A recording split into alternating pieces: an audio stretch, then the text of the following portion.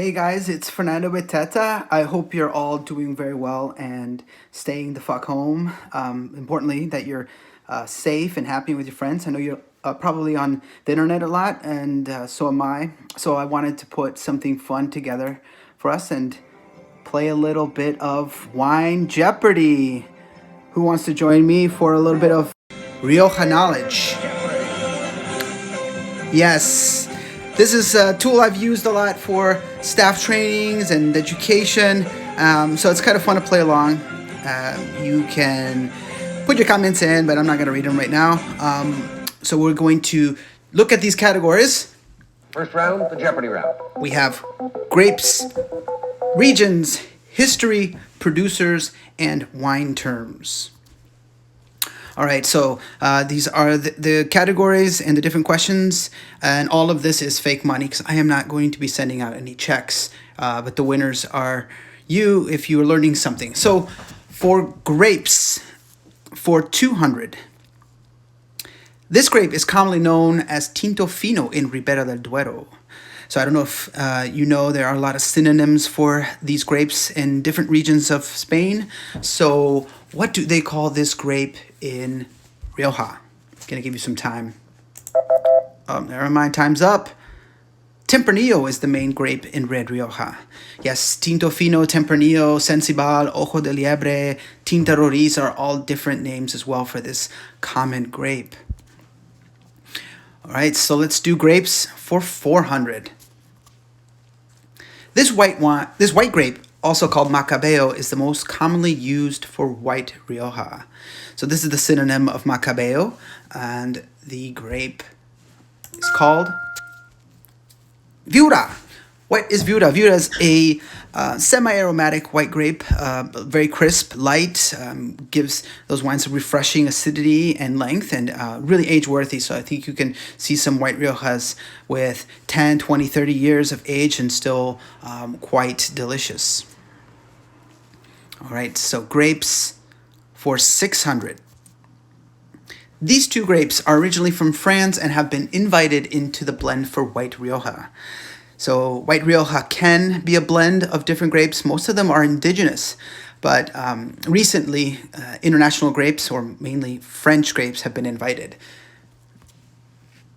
The correct question is, what is Chardonnay and Sauvignon Blanc?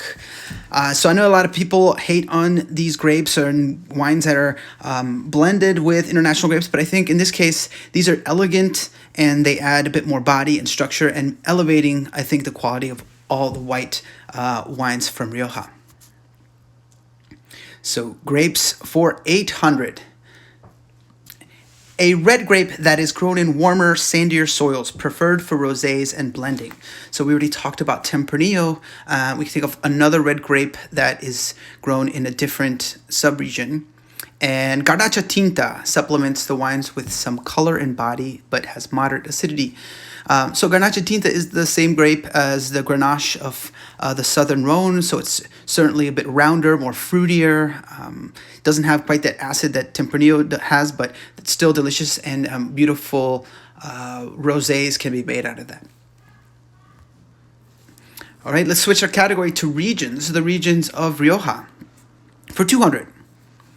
This is the name of the northernmost region that is influenced by the Bay of Biscay.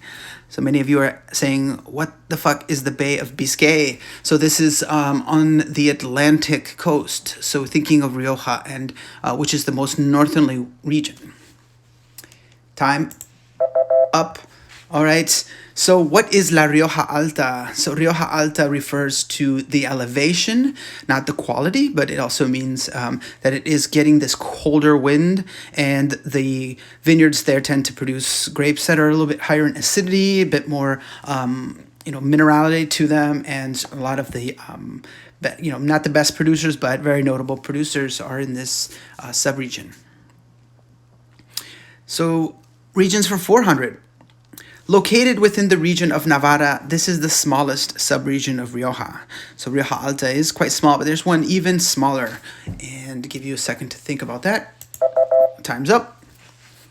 What is Rioja Alavesa? Yes, the Rioja Alavesa does overlap a little bit in Navarra and in the autonomous region of La Rioja. Regions for 600, and this is today's daily double. All right, I'm not keeping any tabs on your points so far, anyways, but vineyards around this town are considered the best. This town is also where most of the oldest wineries are located. Okay, and the question is Haro, Haro. This is the capital of Rioja. This is also a very pretty town. I think this is where you would want to book your hotel or stop in at least and have some food in a local restaurant and then visit the local wineries in this area. So regions for 800.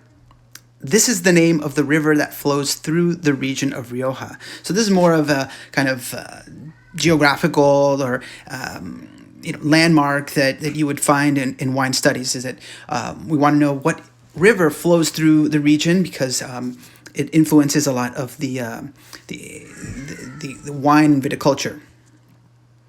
And the river is the Ebro. And here's a good map of Spain. As you can see, the Ebro is very long. It starts way up here near the Bay of Biscay, as it's at higher elevation, and it flows out to the Mediterranean.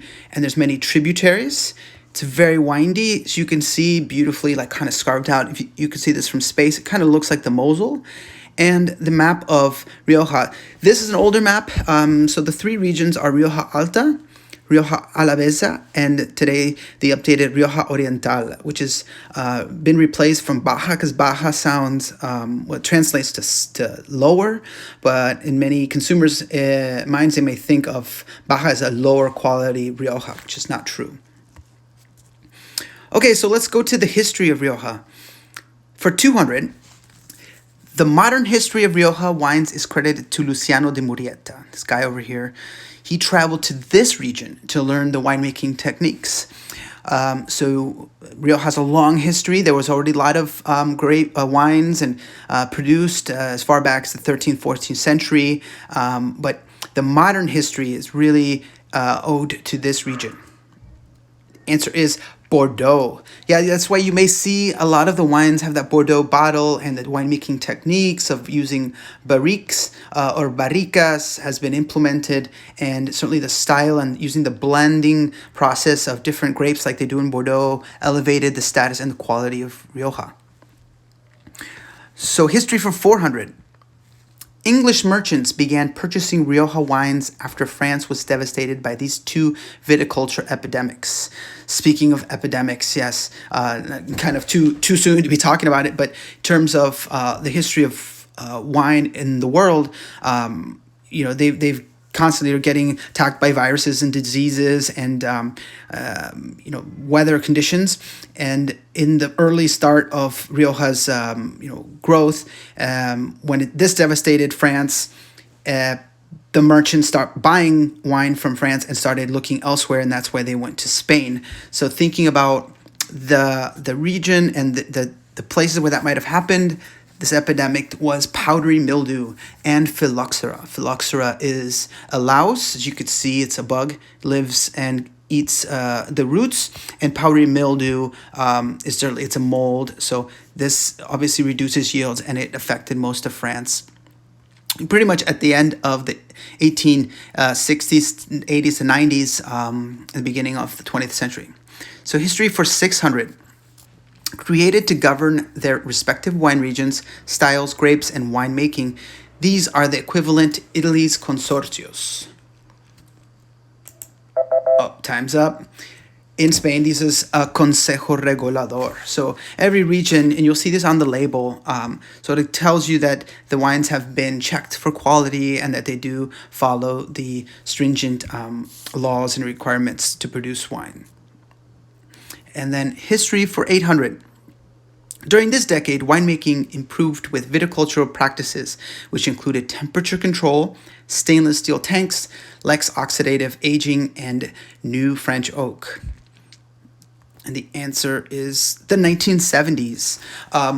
As recent as the 1970s, I mean, there was such a shift in people's mind of what Rioja was, as a everyday vino de mesa.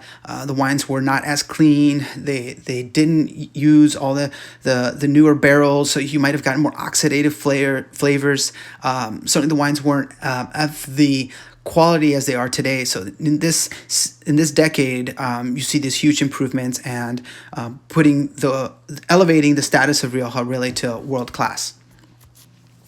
All right. So producers, and don't feel bad if you don't know all of these producers. This is primarily was used at Tenzing for my staff training. So here we go for $200. Founded in 1879 by the Real de Azúa brothers, Eusebio and Raimundo, the company has been an integral part of the Rioja region's ascendance in the world of fine wine. So wow, see 1879 going back, you could think of these older producers. And question is, CUNE, yes. So CUNE, as you can see, it actually stands for Compañía Vitivinicola del Norte de España, which is a long name because it was a co-op, and they thought, this is important to write it down. They sent the label to the printer as CVNE, and he thought they made a mistake because you can't pronounce that, so he inserted the U, and they kind of kept it since. So it's kind of a little bit of a trivia there as well. So producers for 400. Benjamin de Rothschild, to be precise, and Vega Sicilia's general manager Pablo Alvarez owned 75 hectares of 30 to 40-year-old vineyards in the Rioja Alta village of San Vicente de la Soncera. Okay, this is a fairly new producer, and I think the clue here is that Vega Sicilia is included in this, and the winery is Macan. Macan is so good. Their first vintage was 2009, so it's kind of still a sleeper, but it is a rising star. I just tasted the 2015 and 2016, and it was delicious. All right, so producers for 600. The name of the town in Rioja Alta where Obalo Winery is located. Obalo, if you are not familiar, you got to try this wine. It's a small family. They're very organic, but where are they? Who knows? Now you know, it's in Abalos. Abalos is in the Rioja Mediterranean, or the old Rioja Baja. So they're much warmer. The wines have a little bit more Grenache to them. Certainly rounder and very good value.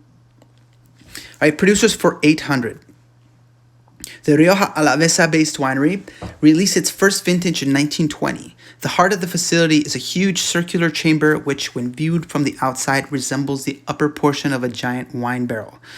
All right, the clue here is 1920s. It's a very well-known winery. I'm sure you've probably seen it before. And this is Vina Real. Yeah, Vina Real is also owned by the CUNE properties. And if you want to see a picture of that winery, check it out. It does look like the inside of a wine barrel. Those are a lot of barrels. Okay, let's go back to Jeopardy. Okay, and for the final category, terms. These are general wine terms, but they can be from anywhere, mostly from Spain and Rioja. A label term for red wines that have seen 2 years in oak plus 3 years in bottle. You know this one. Yes, what is Gran Reserva? Gran Reserva is our wines that have been aged longer at the winery and should be ready to drink, and typically made only in very good vintages. They're a little bit more expensive, but they're certainly worth it in terms of when you compare them to places like Brunello di Montalcino, Barolo. They're very good values.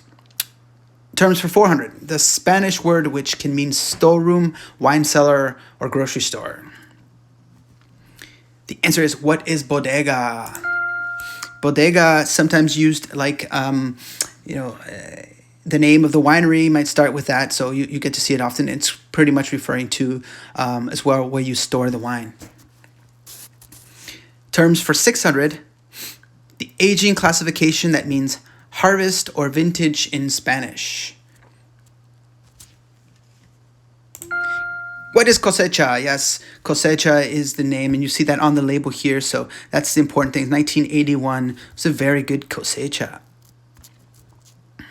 And for $800, This term is used for wines that are meant for early consumption and do not have a minimum aging requirement.